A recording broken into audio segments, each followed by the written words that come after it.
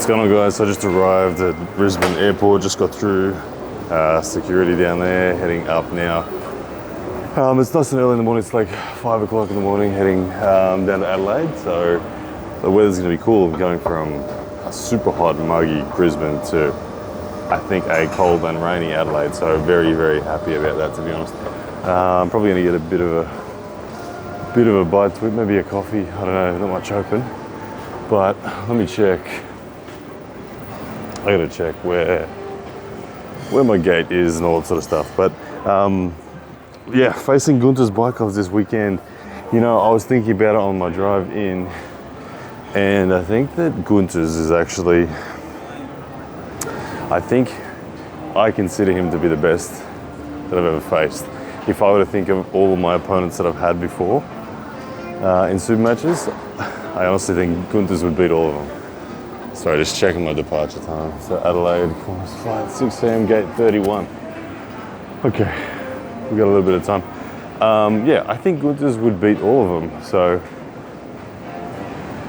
that's kind of how I feel about it. I need a coffee.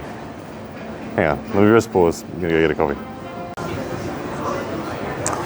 All right, got the coffee, good to go. I'm gonna go hang out down by my gate, but yeah, so as I was saying, Guntars Baikovs is, I consider him to be the most, the most impressive arm wrestler of everyone I've faced.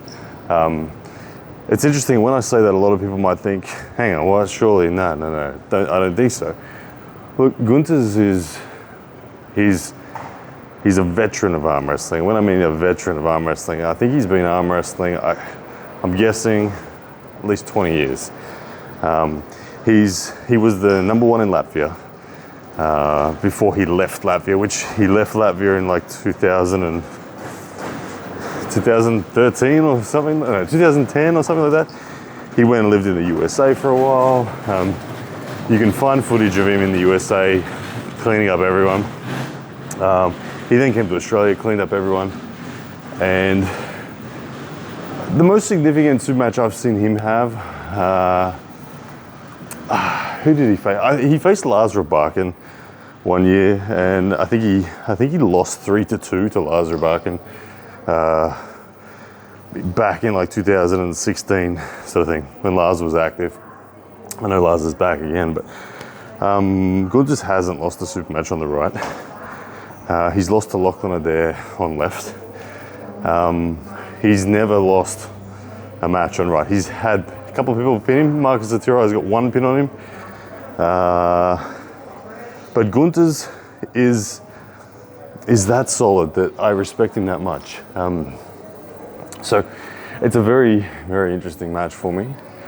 And despite his relatively unknown status for a lot of people, because Guntars, I mean, he's a minister. He's not a social media guy. He's not putting himself out there. You guys know about arm wrestling that the longer you are in it, the more your elbows actually just start to become, I just realized I've walked to the complete wrong end. All right, I need gate 31. Definitely not gate 31. Anyway, okay, I should turn around and pay attention. But yeah, so the longer you've been in the sport, the more it gets to the point where I literally couldn't be further away. I gotta be right over the other side of the airport. Anyway, lucky I'm not running late. So yeah, the longer that you're in the sport, the more it gets to that factor where your conditioning really matters. And I always say that there's three things that matter most in arm wrestling: technique, strength in a muscular sense, and then conditioning.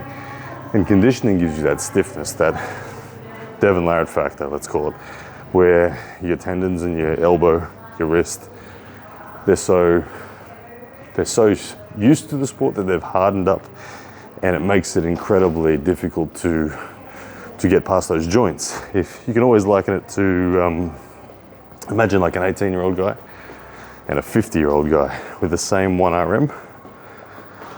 You grip the 50-year-old's hand, and what you feel is instantaneous pressure, where the young guy, you feel more like an elastic band and a gradual increase in pressure. That's the factor that Guntars brings. So This to me is a very, very difficult match. Technically, Guntars is very well rounded. Really good low hand top roll. He's a tall guy, 6'4", big hand. So very well rounded technically, has a great transition to a press. So the way I beat Mazza here, I can't expect to do that against Guntars. If I lose my wrist, he'll very cleanly transition to a press and finish it. So this is a really urgent side pressure battle for me. I really need to, whether I'm top rolling, hooking, staying flat, that'll depend on the negotiations of our hands in the first place. But I really need to protect center. I really need to not let him be inside his shoulder. And I need to really be ready to go sideways hard. So that's kind of where I'm at with this one. But anyway, I'm looking forward to getting down there. I do intend on actually pulling the tournament as well. So there's an AWE tournament happening, left and right. I'm gonna enter it left, my left will be fresh. My right, as long as I don't bust myself up against Guntars, I will enter the tournament. Because in the tournament there's Lachlan Carpenter, Brad Coots, Josh Barker, I think Taron Broad.